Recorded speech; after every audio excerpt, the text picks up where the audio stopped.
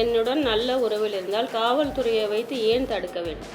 RK நகரில் மீண்டும் ஒரு முறை சென்று மக்களின் கருத்துக்களை தெரிந்து கொண்டு அதன் பிறகு முடிவுகளை தெளிவாக சொல்லலாம் என்று இருக்கிறேன். பணிகள் ஏற்கனவே செய்து கொண்டுதான் இருக்கிறேன். அதை இன்னும் தீவிரப்படுத்த விரும்புகிறேன். நல்ல தேதியை தான் நான் எதிர்கொள்கிறேன். அதாவது 24ஆம் தேதி என்னுடைய அத்தை அவர்களின் பிறந்த நாள் அன்று அதை வெளியிட வேண்டும் என்பதற்காக தான் இன்னும் நான் அதை அறிவிக்காமல் இருக்கிறேன். யாரையும் நான் தொடர்பு கொண்டு பேசவும் இல்லை.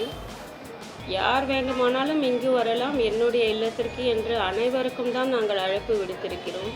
குறிப்பாக இவர்கள் தான் வர வேண்டும் என்றெல்லாம் எதுவுமே கிடையாது. மக்களின் முடிவு தான் என் முடிவாக இருக்கும். அதில் எந்த மாற்றமும் இருக்காது.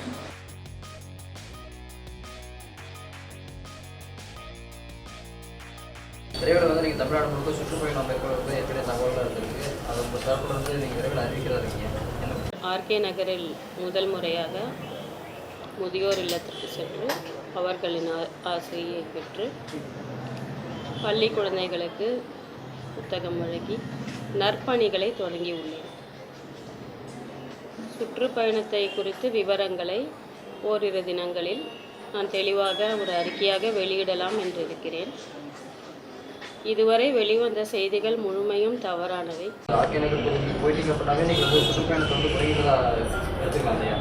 இது சுற்றுப்பயணம் கிடையாது. இன்று முதல் நற்பணிகளை தொடங்கியுள்ளேன். அதற்காக தான் அங்கு சென்றிருந்தேன்.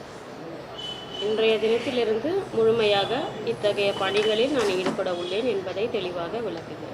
சசிகலாவுக்கு எதிராக கேபி முனுசாமி போன்றவர்கள்லாம் வந்து கருத்துக்களை வந்து சொல்லிட்டு வரக்கூடிய சூழ்நிலையில உங்களுடைய இந்த இப்போ நீங்கள் அரசியலுக்கு வரக்கூடிய சூழ்நிலையில முக்கிய அதிமுக நிர்வாகிகள் உங்களுக்கு தொடர்பு கொண்டு ஏதாவது பேசி வர்றாங்களா? யாரையும் நான் தொடர்பு கொண்டு பேசவும் இல்லை. யார் வேண்டுமானாலும் இங்கு வரலாம் என்னுடைய இல்லத்திற்கு என்று அனைவருக்கும் தான் நாங்கள் அழைப்பு விடுத்திருக்கிறோம். குறிப்பாக இவர்கள் தான் வர வேண்டும் என்றெல்லாம் எதுவுமே கிடையாது. மக்களின் முடிவு தான் என் முடிவாக இருக்கும். அதில் எந்த மாற்றமும் இருக்காது. சசிகலாவோடு இணைந்து பணியாற்றக்கூடிய சூழ்நிலை நிச்சயமாக இல்லை, உறுதியாக இல்லை என்பதையும் தெளிவுபடுத்துகிறேன். இது போன்ற செய்திகளை வெளியில் உலவ வைத்திருக்கிறார்கள். அதாவது அப்படி ஒரு தோற்றம் இருக்கிறது. அது இல்லை என்பதை உறுதிப்பட இப்பொழுது நான் தெளிவாக சொல்கிறேன். மறைந்த முன்னாள் முதல்வர் அவங்க மறைந்து இன்னும் 2 நாள்ல 2 மாதங்கள் ஆகும். கிட்டத்தட்ட 60 நாட்கள் ஆகும். இந்த 60 நாட்கள்ல நீங்க பண்ண அசஸ்மெண்ட் என்ன? தொடர்ச்சியாக நீங்க பத்திரிகையாளர் சந்திச்சு வரீங்க, கேட்குற கேள்விக்கு பதில் சொல்றீங்க. ஆனா இன்னும் உங்களுடைய ஒரு தெளிவான ஒரு ஸ்டாண்ட் எடுக்காத ஒரு குழப்ப நிலையிலே இருக்கிறதா தான் நாங்கள் பார்க்குறோம். 60 நாட்களாகியும் என்ன? எனக்கு எந்த குழப்பமும் இல்லை. குழப்ப நிலை மற்றவர்களுக்கு தான் ஏற்பட்டு இருக்கிறது. நான் தெளிவாக தான் இருக்கிறேன். அரசியலுக்கு வருவேன் என்ற முடிவை ஏற்கனவே அறிவித்து விட்டேன். வருவேனா வரமாட்டேனா அது போன்ற கேள்விகளுக்கே இப்பொழுது இடம் கிடையாது. மக்களுடைய கருத்துக்களை பெற வேண்டும் என்றால் இத்தகைய போதிய அவகாசம் இன்னும் தேவைப்படுகிறது. இப்பொழுது யார் என்ன சொல்கிறார்கள் என்பது ஓரளவுக்கு தெளிவாக தெரியும். பெரும்பாலான மக்கள் நான் அரசியலுக்கு வர வேண்டும் என்று தான் விரும்புகிறார்கள். அதன் அடிப்படையில் தான் நான் பேசிக்கொண்டிருக்கிறேன். அரசியலுக்கு வருவேன்னு சொல்லிட்டீங்க. ஆனால் வந்து இது புதிய கட்சியா இல்லை அதிமுகவின் தொடர்பாக? அதை 24ஆம் தேதி வெளியிடலாம் என்று இருக்கிறேன். அந்த தேதி அன்று நிச்சயமாக தெளிவான பதில். முதலமைச்சர் பன்னீர்செல்வம் நம்முடைய செயல்பாடுகள் எப்படி இருக்கு? ஒரு முதலமைச்சராக அவருடைய செயல்பாடுகளை பற்றி நான் ஏற்கனவே சொல்லியிருக்கிறேன். நன்றாக தான் இருந்திருக்கிறது என்று. நீங்கள் தொடர்ச்சியாக பார்க்கும்போது பல்வேறு ப்ரெஸ் மீட்டுக்கு பல நிகழ்ச்சிகள் சொல்லும்போது சொல்கிற நேரத்தில் கட்டாயம் பண்ணாங்கன்னா அது தாண்டியும் 2 ஹவர் 3 ஹவர் தள்ளி. அதற்கு காரணம் என்னவென்றால் தடைகள் ஏற்படுகின்றன. ஒரு குறிப்பிட்ட நேரத்தில் நான் இப்பொழுது ஒரு நிகழ்ச்சியில் நான் கலந்து கொள்ள வந்தேன் என்றால் அங்கே காவல்துறையை வைத்து தடுக்கிறார்கள், வரக்கூடாது என்கிறார்கள். பெர்மிஷன் வாங்கிட்டு தான் நீங்கள் வரணும் அப்படின்றாங்க. நிறைய தடைகள் ஏற்படுகின்றன. யார் இருக்காங்க? நீங்கள் சசிகலாவா இல்லை யார் இருக்காங்க? இல்லை அரசினுடைய முதலமைச்சராக இருக்கக்கூடிய பன்னீர்செல்வம் இருக்காங்களா? யார் இருக்காங்க? யாராக வேணால் யாரிடம் அதிகாரம் இருக்கிறதோ அவராக தான் இருக்க வேண்டும். பல்வேறு விஷயங்கள் தொடர்ச்சியாக நடக்குது. நிச்சயமாக நடந்துட்டு. அதை தவிர நான் அவர்களுடன் பேசிக்கொண்டிருக்கிறேன். இப்படியெல்லாம் ஒரு உறவு இருப்பது போல் ஒரு தோற்றத்தையும் ஏற்படுத்தி கொண்டிருக்கிறார்கள். இதை நான் மறுக்கிறேன். இதை நான் அதிகாரப்பூர்வமாக என்று மறுக்கிறேன். என்னை உள்ளே விடாமல், அருகே வரவிடாமல் என்னை தடுத்து இவ்வளவு காலமாக ஓட விட்டு கொண்டிருந்தார்கள். எதற்காக என்பதை அவர்கள் இன்று வரை சொல்லவில்லை. என்னுடன் ஏதோ உறவு மேற்கொண்டு அவர்கள் என்னுடைய நலனுக்காக பாடுபடுவோர் போல் ஒரு தோற்றத்தை சிலர் ஏற்படுத்தி கொண்டிருக்கிறார்கள். அதை நான் முற்றிலும் தவறான செய்தி என்று மறுக்கிறேன். அவங்க தரப்புல இருந்து யாராவது உங்ககிட்ட பேச்சுவார்த்தை நடத்த வராங்க?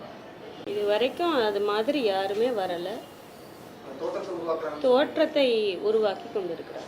காவல்துறை வச்சு தடுக்கிறாங்கன்னு சொல்றீங்க, இன்னொரு குரூப் உங்ககிட்ட வந்து உறவு இருக்கிற மாதிரி ஒரு தோற்றத்தை உருவாக்குறாங்க அப்படின்னு சொல்றீங்க. இது ரெண்டுத்துலயுமே வந்து முரண்பாடு இருக்கு இல்லையா? உங்களை வந்து அதுதான் அது. இப்பொழுது என்னுடன் நல்ல உறவில் இருந்தால் காவல்துறையை வைத்து ஏன் தடுக்க வேண்டும்? நீங்கள் ப்ரையர் பர்மிஷன் வாங்கலை, உங்களுக்கு அனுமதி மறுக்கப்பட்டது, நீங்கள் வரவே கூடாது. இப்போது ஒரு உதாரணத்துக்கு சொல்லணும்னா, அரசு பள்ளியில் அந்த புத்தகங்களை மாணவர்களுக்கு நான் வழங்குவதற்கு தடை ஏற்பட்டது. என்ன காரணம்? யார் வேணும்னாலும் கொடுக்கலாம்.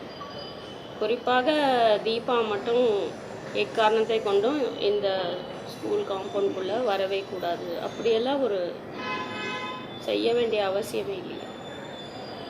அப்படி செய்கிறார்கள் என்றால் அதில் பின்னோக்கம் ஏதோ இருக்கிறது, அது உள்நோக்கம் ஏதோ இருக்கிறது.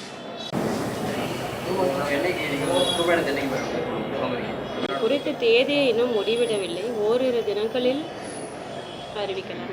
பிப்ரவரி 24 ஏதாவது முக்கிய அறிவிப்பு எதிர்பார்க்கலாம்? நிச்சயமாக எதிர்பார்க்கலாம்.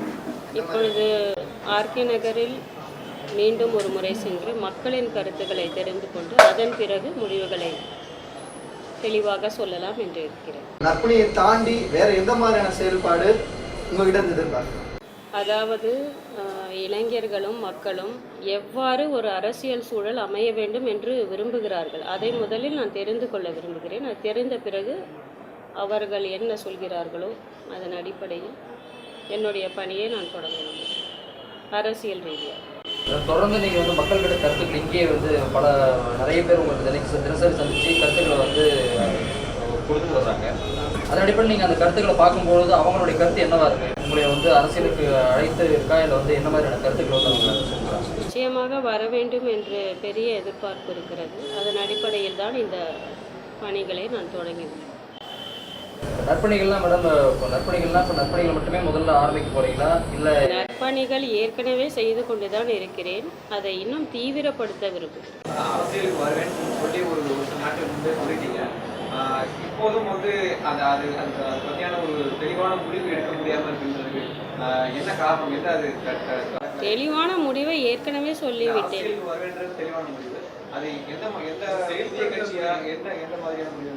அதற்கு ஒரு நல்ல தேதியை தான் நான் எதிர்கொள்கிறேன். அதாவது 24ஆம் தேதி என்னுடைய அத்தை அவர்களின் பிறந்த நாள் அன்று அதை வெளியிட வேண்டும் என்பதற்காக தான் இன்னும் நான் அதை அறிவிக்காமல் இருக்கிறேன். 24ஆம் தேதி கட்சி தொடங்க போறீங்க? எதுவாக இருந்தாலும் அன்னைக்கு ஒரு நிச்சயமாக முடிவுடன் இன்னும் கொஞ்ச நாள் தான். எப்படி ஒரு ஃபார்மலான அனௌன்ஸ்மெண்ட் மாதிரி இங்கே இருக்குமா, இல்லை வழக்கமாக சமாதி அண்ணா சமாதி எம்ஜிஆர் சமாதி இல்லை முதல் மரணம் அந்த மாதிரி ஏற்பாடு பண்ணியிருக்கீங்க? என்ன மாதிரி ஏற்பாடு? மாநாடுகள் மாதிரி 24ஆம் தேதியான ஏற்பாடு பயணத்திலிருந்து முடித்துவிட்டு வந்த பிறகுதான் அதை பற்றி நான் தெளிவாக சொல்றேன். அறிவிப்பு சென்னையில் இருக்குமா, இல்லை வேற எங்கேயாவது இருக்குமா, இல்லை ஒரு பொதுக்கூட்டம் போல? சென்னையில் தான்.